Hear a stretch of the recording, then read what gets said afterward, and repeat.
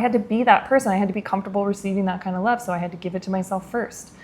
And yeah, there were nights and times when it was kind of lonely and I kind of missed the rush and intensity of that like adrenaline filled on again, off again situationship. Not him. And if I'm honest, I didn't really miss being treated that way. I just sort of felt like because I was calm, something must be wrong. And that's when I realized, oh, calm is a good thing.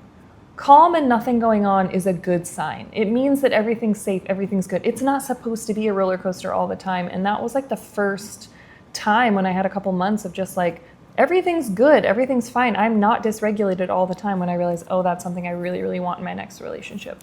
Fast forward 5 months and I started kind of going on dates again. I met one person that we were taking the relationship very, very slowly. And every time we would get to kind of like a late night, it's time to go to bed, or even just an intimate moment of just like talking, opening up, he would start a fight. And it reminded me so much of the person I had dated months ago that I was immediately like, oh yeah, no, you're nice, you're lovely, but I'm not doing the dysregulated thing again. I'm not accepting this invitation to go into dysfunction and prove myself and try to figure out what's wrong and feel bad about myself. I left that as well. And then I went through a small ego death of just like, there's a chance, Rach, that you might not find him. There's a chance that you're in your late 30s, you don't find the person that you get married to soon and end up having kids with, and you might not find them for a decade, you might not find them at all. And it hurt at first. It was very scary because, of course, the voice in my head, like, you can't find any better, you don't deserve any better. And I just had to keep going, hang on, that's not true. There's a chance that it's not true. And sometimes all I could reach for was, there's a chance that it's not true. And sometimes I could reach for like, no, that's just programming. But either way, I would will myself, especially with those evening walks, listening to Mimi Bouchard or whatever, into like, I don't know for sure that that's true. And even if it's not, even if it is true, I don't know that that's a terrible option. So then I just like went even further into this of like truly detaching, truly letting go, which is one of the most important parts of manifestation in any kind of lineage, any kind of teaching, is letting go and not needing it. And I finally came to peace of really, really painful settling into like, I might end up alone. But I had also come to a place where I was like, you know what? If I end up 60 years old, sexy as hell on a beach in South Italy, single, that will not be the worst thing in the world. In fact, I can be a writer forever. I can be on my own forever. I love alone time. And once I did that and truly, truly, truly went into that, you cannot fake that phase. That gave me so much room to now manifest from a place of just like desire and ease and fun. And that's right around when Jake first came into my life. Let's wrap up this story about Jake being manifested. And they are doing full-blown construction outside this window right now. However, Jake's showering in our room, so this is where it has to be done. If I can get you like a little bit more. Is that better? Not really.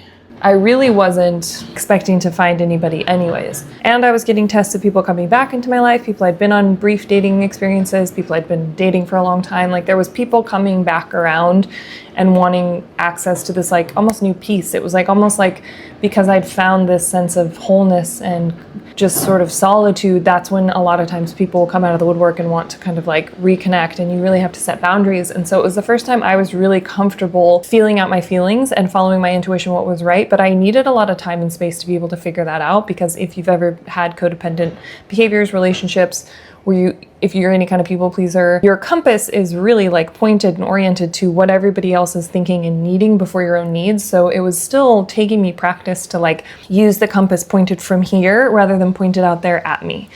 And so, yeah, I was just really, really relishing being on my own. I went up to the Pacific Northwest to visit family, and Jake and I have been friends since we were 12 years old. He was one of my first boyfriends. He was my boyfriend in high school for a little bit.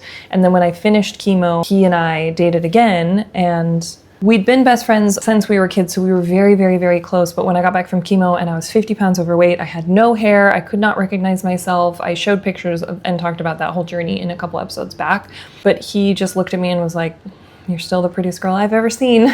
So we dated then, and then eventually had to split because I wanted to go live in the city. He wanted to go live up in the mountains and work for the ski resorts. But we remained friends, and we stayed friends through other relationships, support each other, cheer each other on. And I had known there was something in his heart for me forever. There had always been something there. He'd always made clear there was something there. And even when he was with A friend of ours that he dated for many, many years, she was at our wedding. She's close with both of us at this point. But even she jokes that like on their first date, he brought up me. And so it was just like, I knew that there was love for me there, but I was so nervous to lose my center of, kind of being my own advocate and following my own intuition. So Jake and I hung out up there in the Pacific Northwest while I was there for just like a week visiting family. And he ended up coming and staying a weekend at my parents' lake cabin with all of us, my parents, my brothers, everything. And we were just hanging out as friends and having a great time. And even my middle brother looked at me and looked at Jake and was like, you guys not see what we see? Like, you should be getting married.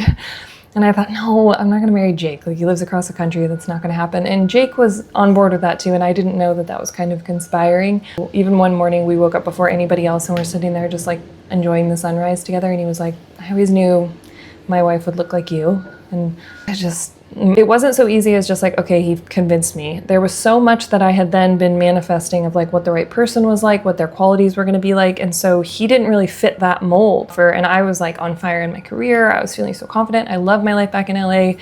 It was very scary to think about leaving any of that behind to go back into a relationship I had already been in, even if it had been like 15 years since we'd broken up as kids. And so over the next couple weeks, months, he just kept courting me and our friendship grew more than anything else. But I also was like, I can't be with you because you don't have this. You don't have the right job. You don't have the right salary. You don't have the right car. You don't have the right apartment. You don't have like space in your life for a wife right now. And so every time he'd say like, well, what do you need? And I'd give him a thing like, well, you need to make a salary with better insurance so that, if we were to ever be together, like we'd both be healthy and protected and I wouldn't have to like work harder. So he literally got a better job overnight and doubled his salary.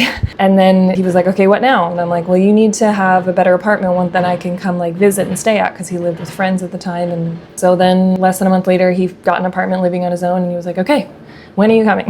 And it went like that for a long time. And I just thought, no, this can't be my manifestation because it's not all the things on my list. But then the stuff started popping up. This is not any kind of sign that your ex or somebody you've been trying to convince to love you or somebody who's not ready or you're not feeling aligned with, you can just like work with them or work on them. It's not about taking a project, because as someone who did take people who needed a lot of like maternal care and carrying through life and stuff like that, I was not doing any of that for Jake.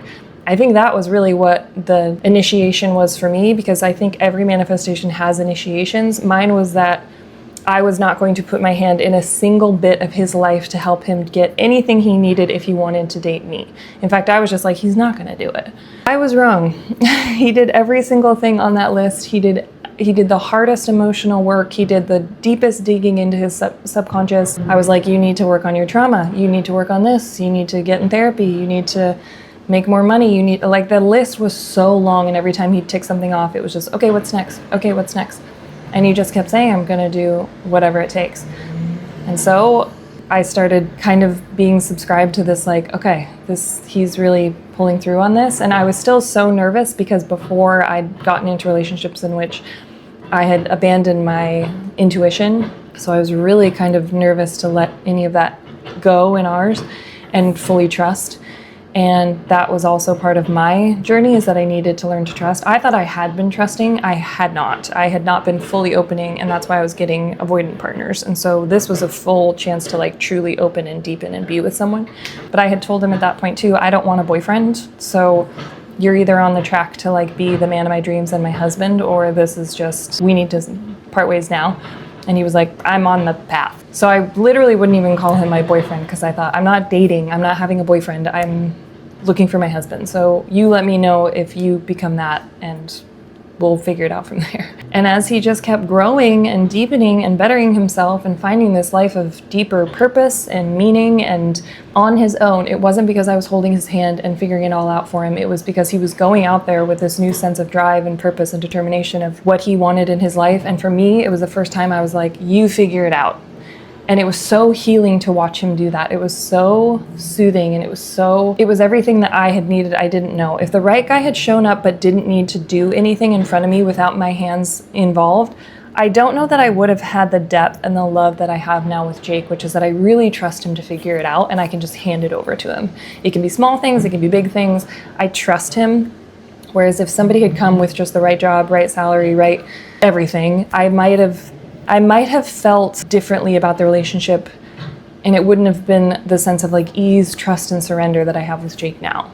So in any case, yeah, late in the summer is when we first hung out for the very first time that weekend at my parents' house. It was late August, and then he proposed in January, so not even 6 months later, and we were married in under a year, and we just went running for that altar because we just knew. It felt like when he proposed, there was every bit of my heart was just like, this is a fully aligned, this is the culmination of all this hard work we've both done together and separately, and we both knew it, and it was just the most magical moment.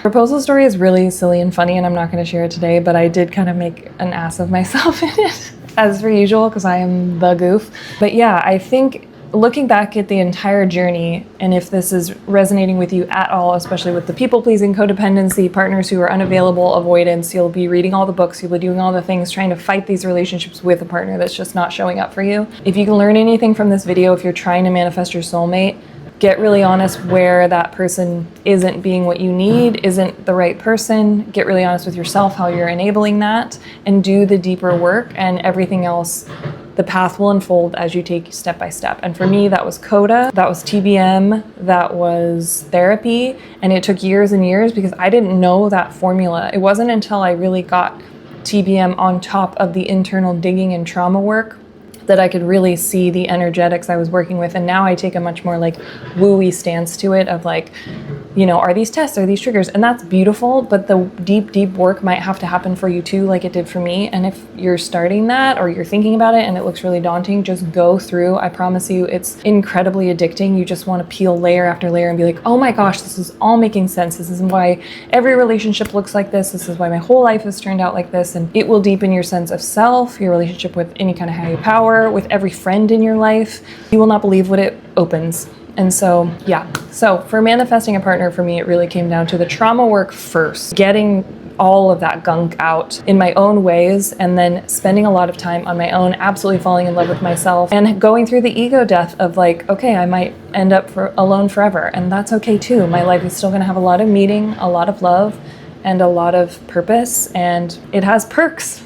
And then once there was no pressure on that, that's when things started coming in my way and the tests came in my way. But then I was also shocked that the manifestation didn't just come in like, oh, easy peasy, here he is, everything's great.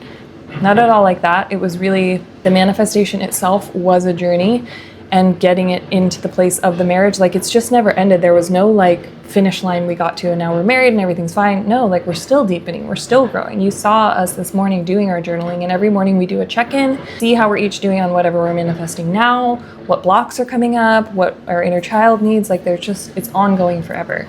And going through that, my own initiation with that manifestation of like, it had to be my own lesson as well, of letting go, of trusting somebody else to figure it out, of stating my needs and demands with confidence, with grace, with elegance, with conviction of like, this is what I need in a husband. And then having hands off completely of whether he did it or not. I was completely willing to walk away, and he did show up. So I hope that helps. Do not take this as any kind of sign to keep working on your like toxic ex or your situationship that's been going on for years. In fact, right before I filmed this, I was like getting ready in the bathroom and I was watching The Ultimatum. That show is the funniest show to me for the fact that like, if he is asking you, or if she is saying like, just not now, I don't know, I'm uncertain, don't do more work on your side. Don't try to clean up their side of the street. Don't read the books about it. Just take them at their word. And in any case, I hope this helps somebody. Let me know what kind of content you want to see on this channel. I'm sorry if this is really loud. I'll know when I'm editing. They're fully digging up the street. We have not a whole lot coming up. We have our anniversary, which kind of poignant to make this video now. We're going to be going away to a little spa resort, I think. I'm not totally sure, but I'll try to vlog that.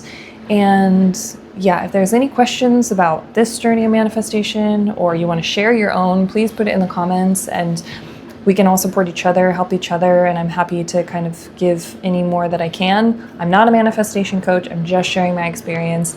Yeah, let me know what you would like to see from this channel. I still can't believe this is my life, that this is my home, that I get to make content every single day, that I get these beautiful samples from companies every day, and I get to play with them, and I get to share them with you. I literally can't believe this is my life.